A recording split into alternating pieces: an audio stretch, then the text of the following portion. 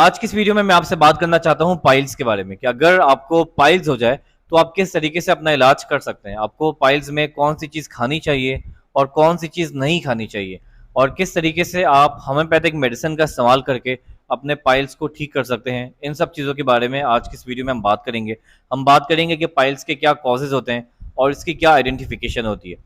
Start करते हैं कि पाइल्स के क्या आइडेंटिफिकेशन होती है, फिर बात करेंगे कि इसके क्या कॉजेज़ होते हैं, इसकी क्या स्टेजेस होती हैं और फिर बात करेंगे कि किस तरीके से होम्योपैथिक मेडिसिन आपकी हेल्प कर सकती है पाइल्स को ठीक करने में। और फिर वीडियो के एंड में मैं आपको इसका डाइट प्लान बताऊंगा कि अगर आपको पाइल्स हो जाए तो क्या चीज़ें आपने खानी है, क्या चीज़ें आपने नहीं खानी। बात करते हैं पाइल्स पे कि पाइल्स होता क्या है। पाइल्स का मतलब ये होता है कि आपका जो स्टूल पास करने का एरिया है, जो आपका एनस है, उसके आसपास जो वेन्स होती हैं उसमें जो है वो सूजन आ जाती है, उसमें इन्फ्लेमेशन आ जाती है। जब स्टूल पास करने के एरिया में, जब वो जो पॉटी करने का एरिया है, जब उसमें सूजन आ जाए, जब उसमें स्वेलिंग आ जाए, जब उसकी रगों में सूजन आ जाए, तब उसको पाइल्स कहते हैं। तो और फिशर क्या होता है? फिशर ये होता है, पाइल्स से मिलती जुलती एक और बीमारी है फिशर। अक्सर लोग जिनको फिशर होता है उनको लगता है कि उनको पाइल्स हो गया। और फिशर क्या होता है? फिशर में होता ये है कि आपका जो स्टूल पास करने का एरिया है उसमें कट लग जाता है, उसमें स्कार्स पड़ जाते हैं, तो इसको हम फिशर कहते हैं। फिर फिस्चुला क्या होता है? फिस्चुला भी पाइल्स से मिलता जुलता है। अक्सर लोग समझते हैं कि पाइल्स, फिस्चुला, फिशर, इसमें कंफ्यूजन होता है।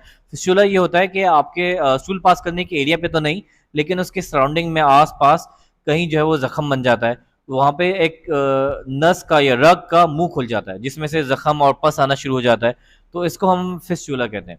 मैंने एक डिटेल वीडियो बनाई है जिसमें मैंने आपको एक कंप्लीट एक्सप्लेनेशन दी है पाइल्स, फिशर, फिस्चुला क्यों होता है और ये क्या होता है उस बारे में। तो अगर आपको इंटरेस्ट है तो आप वो वीडियो देख सकते हैं। इस वीडियो में स्पेसिफिकली हम बात करेंगे पाइल्स के बारे में।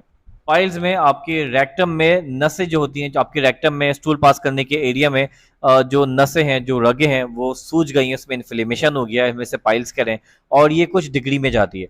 हम इसको ग्रेड्स में देखते हैं। अगर मैं आपको समझाऊं तो मैं आपको ग्रेड में समझा सकता हूँ कि grade 1, grade 2, grade 3 and grade 4, ये 4 ग्रेड्स हैं। अगर आप ग्रेड 4 पे पहुंच जाते हैं तो आपको लाजमी सर्जरी करानी चाहिए और बिल्कुल भी उसमें डिले नहीं करना चाहिए और कोई भी हम मेडिसिन आपको हेल्प नहीं करेगी। अगर आप ग्रेड 4 में पहुंच गए तो फ़ौरन से जाके सर्जरी कराइए और उसको बिल्कुल भी डिले नहीं करें, ये बहुत ज़्यादा नुकसानदेह हो सकता है। ग्रेड 1 क्या होता है?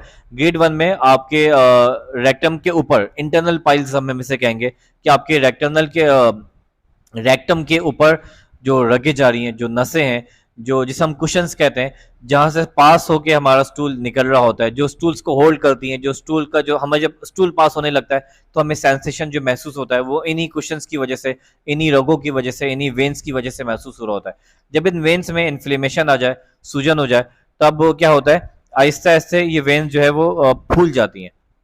इस तरह इतनी सी वेन होती है, समझ लो इतनी बारीक सी, जब ये फूलना शुरू हो जाती हैं तो ये पाइल्स का ग्रेड 1 होता है।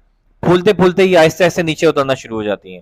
फिर क्या होता है, जब आप स्टूल पास करने लगते हो तो आपको महसूस होता है कि कुछ नीचे उतरा है और जब स्टूल पास करके आप बिल्कुल फ्रेश हो जाते हो, खड़े हो जाते हो, तो ये वापस ऊपर चली जाती हैं। तो ये हो जाता है ग्रेड 2। फिर क्या होता है? फिर ये होता है कि एक टाइम आता है कि ये जब आप स्टूल पास करने लगते हो तो ये नस, इसके इन्फ्लेमेशन और ज़्यादा बढ़ता है और ज़्यादा बढ़ता है और ये स्टूल पास करने के साथ साथ ये बाहर आना शुरू हो जाती है। फिर आपको उसको पुश करके अंदर करना पड़ता है। ये हो जाता है ग्रेड 3। फिर क्या होता है कि एक टाइम आता है जिसमें ये नसें बाहर आती हैं स्टूल पास करने के साथ साथ बाहर आती हैं और फिर ये अंदर नहीं जाती। ये हो जाता है ग्रेड 4। अगर आप ग्रेड 4 तक पहुंच गए हैं, अगर ग्रेड 4 वाला पाइल्स हो गया तो फ़ौरन से जाके इसकी सर्जरी करानी चाहिए और कोई भी homeopathic, allopathic medicine, herbal medicine आपको हेल्प नहीं करेगी।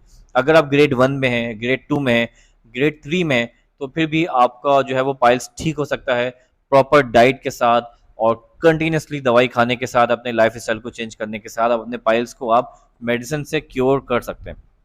अब बात करते हैं कि पाइल्स जो है वो होता क्यों है, इसकी रूट कॉज क्या होती है। वो लोग जो बहुत ज़्यादा बैठे रहते हैं, जब हर वक्त बैठे रहने की वजह से आपके रेक्टम के रगों पे जोर पड़ता है, तो जिसकी वजह से आपको पाइल्स हो जाता है। वो लोग जो बहुत ज़्यादा हैवी लिफ्टिंग करते हैं उनको भी पाइल्स हो जाता है, उनको भी जो है वो उस वेन्स में जो है वो बहुत ज़्यादा जोर पड़ता है, जिससे वेन्स में इन्फ्लेमेशन हो जाती है, सूजन आ जाती है, स्वेलिंग आ जाती है। उसके अलावा वो लोग जो बहुत ज़्यादा अनहेल्दी डाइट खाते हैं जिसकी वजह से उनको कॉन्स्टिपेशन रहता है, और कॉन्स्टिपेशन की वजह से, जोर लगाने की वजह से उनके रगों में जो है वो सूजन आ जाती है और पाइल्स हो जाता है।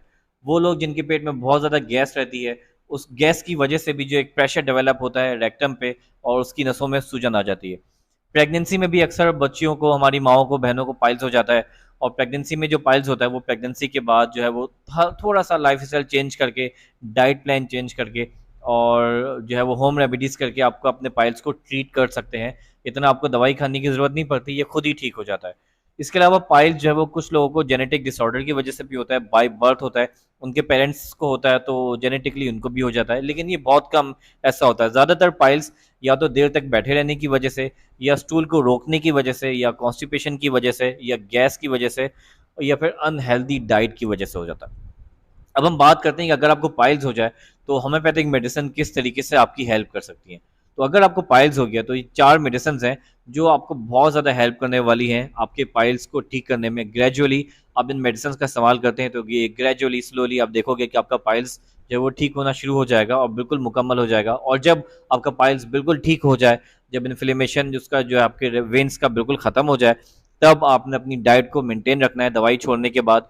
कम से कम 4 मंथ्स टू 5 मंथ्स तक आपने अपनी हेल्दी डाइट को मेंटेन रखना है, जो मैं आपको आगे बताने वाला हूँ। तो अगर होम्योपैथिक मेडिसिन का आप इस्तेमाल करें तो उसमें 4 मेडिसिन्स हैं जो आपको बहुत ज़्यादा हेल्प करेंगी। पहली मेडिसिन है पियोनिया 30। पियोनिया 30 की पावर में डाइल्यूशन में आप ले सकते हैं। पियोनिया 30 डाइल्यूशन आपको पाइल्स में हेल्प करेगा। पियोनिया 30 पहली है। दूसरी जो मेडिसिन है वो है Carica papaya. Carica papaya mother tension में आपने इस्तेमाल करनी है, ये आपको बहुत ज़्यादा हेल्प करेगी। तीसरी जो मेडिसिन है वो है कोलन सोनिया। कोलन सोनिया आपने मदर टिंचर में इस्तेमाल करनी है, ये आपको बहुत ज़्यादा हेल्प करेगी। और चौथी जो मेडिसिन है वो है एलोई, जिसे हम एलोस कहते हैं, तो एलोस मदर टिंचर।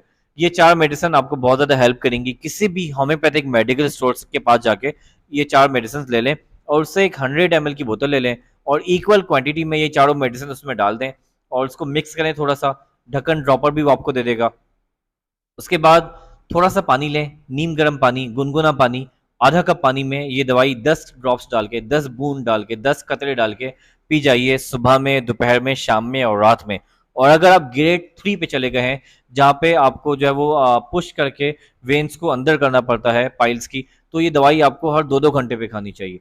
अगर आप ग्रेड 1 पे, ग्रेड 2 पर हैं, आपको लगता है कि ना आपके रेक्टम में जलन होती है, बर्निंग होती है, आपको स्टूल पास करने में थोड़ा सा जो है वो सेंसेशन महसूस होता है कि या कोई कुछ चीज़ अंदर स्वेलिंग आ गई है, कुछ चीज़ अंदर जो सूजी हुई है, या जब स्टूल पास हो रहा होता है तब लगता है कि ना कुछ हल्का सा सूजन महसूस होती है, आपको कुछ इन्फ्लेमेशन सा महसूस होता है, फिर ठीक हो जाता है। तो आप ग्रेड 1-2 पर हैं तो ये दवाई आपको 4 टाइम इस्तेमाल करनी चाहिए, सुबह में, दोपहर में, शाम में और रात में। गुनगुने पानी में, नीम गर्म पानी में ये दवाई फ़ायदा करेगी। तो 10 कतरे गुनगुने पानी में डालें और पी जाएँ सुबह, दोपहर, शाम, रात। तो ये मेथड आप अगर 3 मेडिसिन्स को इस तरह 3 बॉटल्स इन चारों दवाइयों की 3 मेडिसिन्स का कोर्स पूरा करते हैं, तो आप देखेंगे कि 3 बॉटल्स का कोर्स पूरा करने के बाद आपका पाइल्स मुकम्मल ठीक हो चुका होगा। पहली बोतल में ये पाइल्स काफ़ी हद तक कम होगा, दूसरी बोतल में और कम होगा और इस तरह ग्रेजुअली करते-करते ये बिल्कुल ख़त्म हो जाएगा और फिर रिपीट नहीं होगा अगर आप अपनी डाइट का भी इसके बाद ख़्याल रखते हैं और 3-4 महीने तक अपनी डाइट को मेंटेन करके रखते हैं। अब हम बात करते हैं डाइट के बारे में। अगर आपको पाइल्स हो जाए, बवासीर हो जाए, हेमोरॉइड हो जाए, तो आपको जो है वो क्या डाइट मेंटेन करके रखनी चाहिए। तो उसमें जो हाई फाइबर डाइट आपको फ़ायदा करेगी, तो कोशिश ये करें कि हाई फाइबर डाइट का इस्तेमाल करें और कॉन्स्टिपेशन ना होने दें। कॉन्स्टिपेशन आपके पाइल्स को इंटेंसिफाई कर देता है। तो कॉन्स्टिपेशन को ख़त्म करने के लिए, मिनिमाइज़ करने के लिए आपको हाई फाइबर डाइट का इस्तेमाल करना पड़ेगा।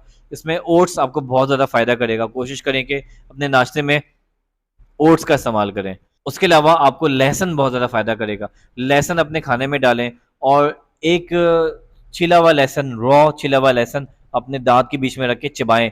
अगर आप अल्टरनेटिव डेज़ के अंदर हफ़्ते में 3 या 4 मर्तबा लहसुन को दाँत के बीच में रख के चबाते हैं, तो आपके पाइल्स में आपको बहुत ज़्यादा आराम मिलेगा, आपका पाइल्स इन्फ्लेमेशन ख़त्म हो जाएगा। ये एंटी इन्फ्लेमेटरी होता है, ये आपको बहुत ज़्यादा फ़ायदा करेगा आपके पाइल्स के अंदर। इसके अलावा ब्रोकली, कैबेज, ग्रीन वेजिटेबल्स ये आपको बहुत ज़्यादा फ़ायदा करेंगी। कोशिश करें कि कैबेज, बंद गोभी, फूल गोभी का इस्तेमाल करें, ब्रोकली का इस्तेमाल करें, स्पेनिश का इस्तेमाल करें, ये आपको बहुत ज़्यादा फ़ायदा करेगा और आपके पाइल्स को ठीक करेगा। इसके अलावा टोमेटो जो होता है, टमाटर, ये आपके लिए फ़ायदेमंद है। ये भी एंटी इन्फ्लेमेटरी होता है, ये भी आपको फ़ायदा करेगा पाइल्स के अंदर। अगर आपको किडनी का प्रॉब्लम नहीं है, तो टमाटर आपको बहुत ज़्यादा फ़ायदा करेगा पाइल्स के अंदर। पाइल्स के अंदर फ़ायदे करने वाली एक और चीज़ है, वो है बटर, मक्खन। अगर आप चाय में डाल के मक्खन को इस्तेमाल करते हैं, गर्म चाय में मक्खन डाल के पीते हैं, तो ये भी आपके डाइजेस्टिव सिस्टम को बहुत ज़्यादा स्ट्रॉन्ग करेगी और आपके पाइल्स को ठीक करने में आपकी मदद करेगी। कोशिश ये करें कि नींबू पानी का इस्तेमाल करें, नींबू पानी भी आपको बहुत ज़्यादा हेल्प करने वाला है पाइल्स के अंदर। और क्या चीज़ें आपको नहीं खानी चाहिए, जो चीज़ आपको नहीं खानी चाहिए इसमें नंबर 1 पे आता है अंडा, एग। अगर आपको पाइल्स हो गया है तो अंडा आपको बिल्कुल भी नहीं खाना चाहिए। ये आपके कॉन्स्टिपेशन को बढ़ा सकता है, आपके पेट में गैस को बढ़ा सकता है। गैस की वजह से आपके जो है वो रेक्टम के वेन्स पे और ज़्यादा जोर पड़ेगा, वजन पड़ेगा, उसका इन्फ्लेमेशन बढ़ेगा और आपको बहुत ज़्यादा तकलीफ होगी। तो कोशिश करें कि अंडा बिल्कुल बंद कर दें जब तक आपको पाइल्स है। ना जर्दी खाएं, ना सफ़ेदी खाएं। उसके बाद गोश्त आपको मन है, कोशिश करें कि प्रोटीन गोश्त, मीट आप नहीं खाएं। चिकन का, बीफ का को बिल्कुल बंद कर दें। गोश्त आपको बहुत ज़्यादा नुकसान करेगा पाइल्स के अंदर। स्पाइसी फूड आपको बहुत ज़्यादा नुकसान करेगा पाइल्स के अंदर। साथ साथ प्रोसेस फूड जो होता है ये पाइल्स का कॉज बनता है, तो कोशिश करें कि प्रोसेस फूड भी बंद कर दें। फ्राइड आइटम्स का नुकसान करेगा। फ्राइड आइटम्स ज़्यादातर जो होता है वो वेजिटेबल ऑयल्स में चीज़ों को तला जाता है, जो आपके पाइल्स में आपको बहुत ज़्यादा नुकसान करेगा। वेजिटेबल ऑयल्स में तलने वाली चीज़ों में ओमेगा 6 बहुत ज़्यादा होता है। ओमेगा 6 आपको नुकसान करेगा, ओमेगा 3 आपको फ़ायदा करेगा। तो फ्राइड आइटम्स में ज़्यादातर वेजिटेबल ऑयल होता है, तो फ्राइड आइटम बिल्कुल जो है वो बंद कर दें, कट डाउन कर दें। और जो लोग जो बहुत ज़्यादा कार्बोनेटेड ड्रिंक का इस्तेमाल करते हैं, उनका पाइल्स जो है वो बहुत दिनों तक सही नहीं होता। तो अगर आप कार्बोनेटेड ड्रिंक का इस्तेमाल कर रहे हैं तो ये आपको बहुत ज़्यादा नुकसान करेगा, पेट में गैस बहुत बढ़ जाएगी और पाइल्स में और ज़्यादा इंटेंसिफाई हो जाएगा, उसमें जो है वो प्रेशर और डेवलप होगा। गैस की वजह से आपका जो वेन्स है उसमें और ज़्यादा सूजन आ जाएगी। इसके अलावा एक और चीज़ जो आपको बहुत ज़्यादा हेल्प करने वाली है पाइल्स के अंदर, वो है आपका क्यूकम्बर वाटर। पानी में जो है वो खीरा डाल के उसको फ्रिज में रख दें थोड़ी देर के लिए और फिर उसको पी जाइए और फिर उस खीरे को खा जाएँ। ये आपको बहुत ज़्यादा हेल्प करने वाला है आपके पाइल्स में, आपके डाइजेस्टिव सिस्टम को ठीक करने में और आपके इन्फ्लेमेशन को ठीक करने में।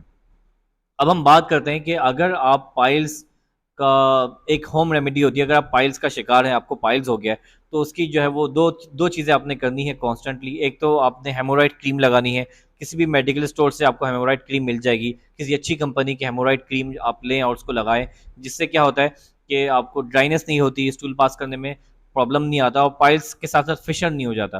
क्योंकि पाइल्स के साथ अक्सर लोगों को फिशर भी हो जाता है, क्रैक्स भी पड़ जाते हैं, रेक्टम में जो स्कार्स आ जाते हैं क्योंकि कॉन्स्टिपेशन भी हो रहा होता है और पाइल्स के साथ साथ फिशर हो जाता है क्योंकि वो जगह कम हो जाती है, स्टूल पास करने की जगह जो है वो कम हो जाती है। तो जब पाइल्स होता है तो वो फिशर में बदल जाता है।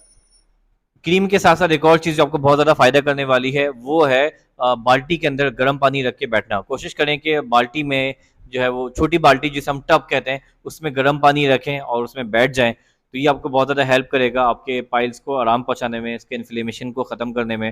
आई रियली होप आपकी आज की ये वीडियो आपको अच्छी लगी होगी और अगर आप मेरे चैनल पे न्यू हैं तो लाजमी मेरे चैनल को सब्सक्राइब करें। I will see you in the next video. Signing off, bye.